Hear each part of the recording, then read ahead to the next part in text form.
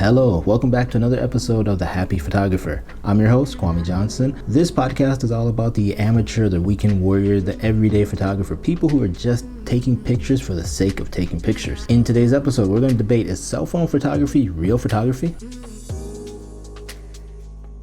Hey, how's it going? I hope your day, evening, or night is going well. Please insert as appropriate. So today we're going to answer, is cell phone photography real photography? Now, I'm just going to get straight to the answer. It absolutely is. If you're taking pictures with just, I'm saying in quotes, just a cell phone, yeah, you're a photographer and you're taking real pictures. But let's unpack this a little bit more. We all know camera sales are starting to go down. You know, it's just the nature. More people are using their cell phones to take pictures. And recently I was listening to a conversation between Samuel Streetlife and Take Big Head Taco, and if I can find the video link, I will leave it down below. And Take said something that was pretty interesting recently, or some time ago, I can't remember when, but he was doing a photo walk with a bunch of people, and he showed up, and him and another photographer were the only photographers that had like cameras, like photography cameras, not real, but you know, dedicated cameras. Everyone else was shooting with their smartphone, which is really interesting because I used to think smartphones were gonna like take over the world. I thought for sure they're gonna outpace anything that we can get with a SLR or point and shoot camera, especially a point and shoot camera, right? Point and shoot camera is gonna go by the wayside. But the older I get, the more I realize, these cell phones are amazing cameras, but they're not just amazing cameras, but they're like full-blown computers, right? So they're really good, and they're getting better every iteration. And B, and more importantly though, it's all about capturing the moment, and whatever device you use is fine. It doesn't matter if it's a cell phone or the Ricoh GR3X here or the Sony a6100 here. Now, if you're listening to this on audio version only, I do have a YouTube channel, so I will leave a link down below so you can see what I'm actually talking about. I'm showing this in a video format, and it's also audio. 100% cell phone photography is real photography. And if you are only taking pictures with your cell phone, then yes, you are a real photographer. My wife and I will go out, and we're not like going out for like a photo walk or anything like that. We'll just go out walking, and I always have one or both of these little pocket cameras with me. And where we walk, there's like a little nature trail, and we can go walk on these little docks. And the picture she gets with her iPhone 12 mini is amazing. It's like really, really amazing. A few years ago, I took a picture of the three of us hiking in Rocky Mountain National Park using this LG V30. This LG phone is very old, and in fact, LG has gone out of the phone business. They no longer make phones. But I took a picture of us hiking with the front-facing camera on this phone, and I've blown it up to a 16 by 24 print that's hanging on our wall. It's incredible. And this is a front-facing camera on a crappy front-facing camera phone. Like the phone, the camera on this phone was terrible.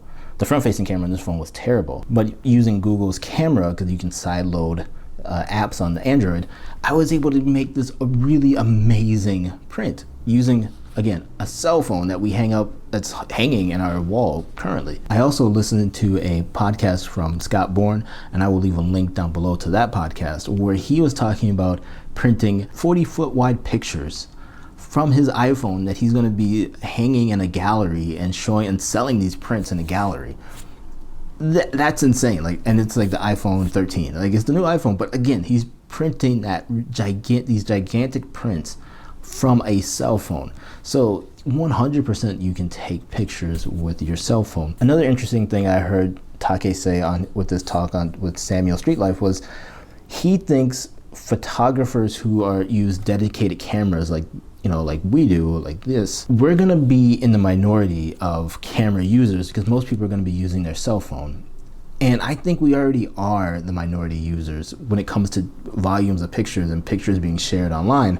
Most people are using their cell phone, and the pictures are really, really good. Now, of course, they can't compare to even like the a6100, but you don't need a camera like the a6100 or a full frame camera or a larger than full frame camera to take really good pictures. And in the case of myself, I take everyday pictures. These point and shoot cameras are perfect for me. They're really great. The only thing I don't like is like I can't zoom in, so there's no way to, like, if I just want to punch in just a little bit to like get a really nice portrait of my wife or son or dog or something like that, I have to literally carry two cameras with me, a wide angle and a more telephoto, a 40 millimeter. But with a cell phone, and you know, Apple has their portrait mode, Google has portrait mode, like everybody has a portrait mode. You can get pretty good pictures out of these little phones. There's a rumor that Apple is going to come out with a 48 megapixel sensor on their next camera. I know Samsung has 100 megapixel images sensors, 50. You know, Huawei, Vivo, they all have like high megapixel sensors. But you know, when you think about it, the sensor on a cell phone is like tiny compared to even the sensor on like this Osmo Action here, right? The sensor in here is bigger than what's in a cell phone. I think the largest sensor in a cell phone is the Sony, the new Sony camera, Sony phone that came out that has a 1-inch sensor. And I would love to get my hands on it, but it's $1,700. I don't think I will be buying that.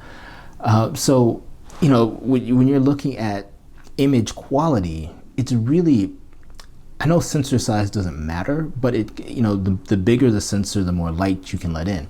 However, the secret for these cell phone manufacturers is that they have computers behind their sensors. So they can take a tiny sensor and make beautiful images because they can do things in the background that these, like even the point and shoot cameras and especially the SLRs, they can't do. Like they just can't, I shouldn't say SLR, interchangeable lenses, but they just can't do the computational photography that a cell phone can do.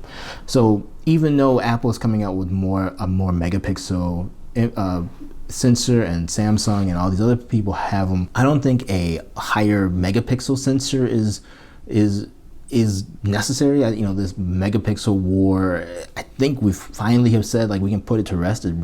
That doesn't really matter anymore. It's more about like the sensor size. I would love to see Apple come out with a 1-inch sensor in their phone. That would be amazing. Way better quality pictures that we're getting now. You could do some really amazing and cool things with a 1-inch sensor. Now on the flip side, you really haven't seen camera manufacturers go the route of like partnering with an Apple or Google. You did see Samsung come out with, I think that was like the Galaxy camera phone or something like that, where it was an Android camera. It was a camera that ran Android on it, but you could also use it as a phone.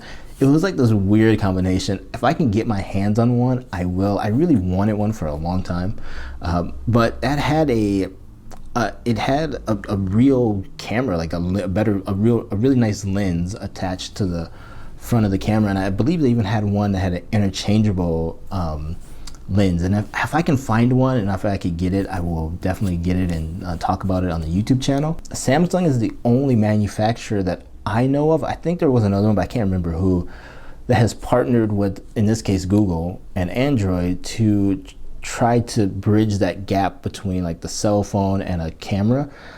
Now you can't do that with Apple because Apple controls everything, but it would be pretty interesting to see what Apple could do with a APS-C size sensor and a camera, right? That would be really interesting. It would cost a ton of money. It probably wouldn't sell as much, but I would probably pick one up. I'm not gonna lie. I think it'd be an interesting idea. It'd probably run iOS, like a version of iOS at least. There's many times that I've taken a picture with like the Ricoh GR3X and I wanted to like text it to my wife real quick, and I was like, okay, hold on, I gotta take the memory card out, grab the SD card reader, plug it up to the phone, or I could try to like get the phone and the camera to pair together and do all that. Whereas many times I will just say, you know what, I'll just take a picture with my phone and just text it to her. It's not the greatest picture, but it gets across what I was trying to show her. So that's one advantage of using your phone over a camera. At the end of the day, like I said earlier, it doesn't matter what we're shooting with.